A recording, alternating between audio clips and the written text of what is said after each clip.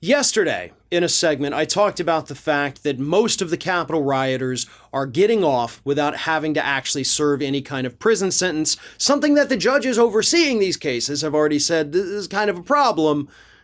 Prosecutors are not going after the full charges that they should against these individuals, which means, we can't give them the appropriate sentencing that we would like to do. But it is what it is. Most of these people are getting off with community service fines and home confinement. But some of them are finding themselves, of course, going to jail. So far, 50 of them have been sentenced to jail time. And several interesting reports came out this week about these sentences. First and foremost is that the judges overseeing these cases, some were appointed by Obama, some were appointed by Donald Trump. Guess which judges are going lighter on their sentencing? Yeah, the Trump judges. The Obama judges are going a little bit harder. But there's another thing, though. It's not just the who appointed whom that is weighing on the sentencing. Another thing these judges are looking at is the social media posts of these people coming before them in the courtroom. And of course, it's the prosecutors who are bringing up the social media posts of these individuals. And it turns out that based on what these people are posting on their social media, after and of course before the January 6th insurrection, that is also a determining factor in how long the prison sentences are.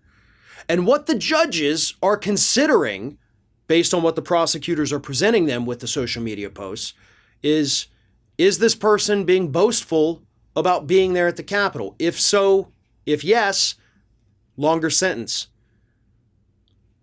Are they showing no remorse? Are they still calling for violence? If so, longer sentence.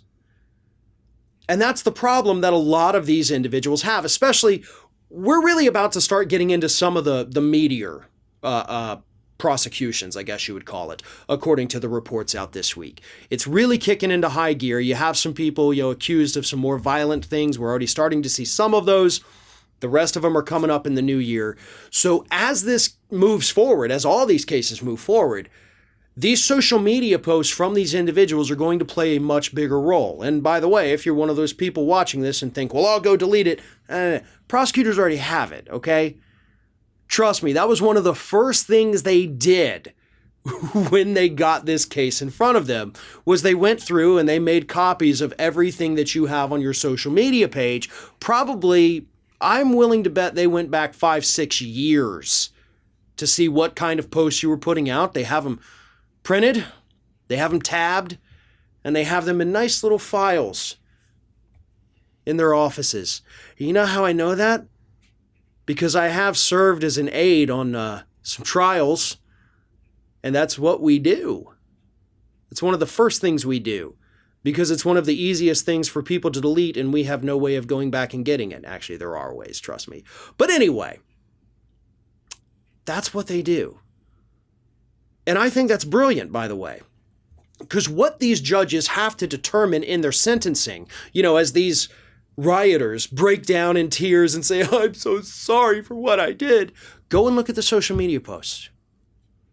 If they were boastful about it, if they were bragging about what they did that day, they're not sorry. They're sorry they're getting sentenced. And that is something that these judges consider when handing down the sentence. That is something the prosecutors are going to start considering, by the way, when they determine which charges to actually pop these people with. If they seem like they genuinely regret what they did, they weren't posting about it on social media, they weren't bragging about it, maybe they can get off with something a little less than the charges they would be hit with otherwise. But if they're still on their Facebook pages talking about revolutions, talking about banding together, talking about, overthrowing the government still, which some of them are, then yeah, don't go crying to the judge when you get slapped with a harsher sentence than your fellow rioters.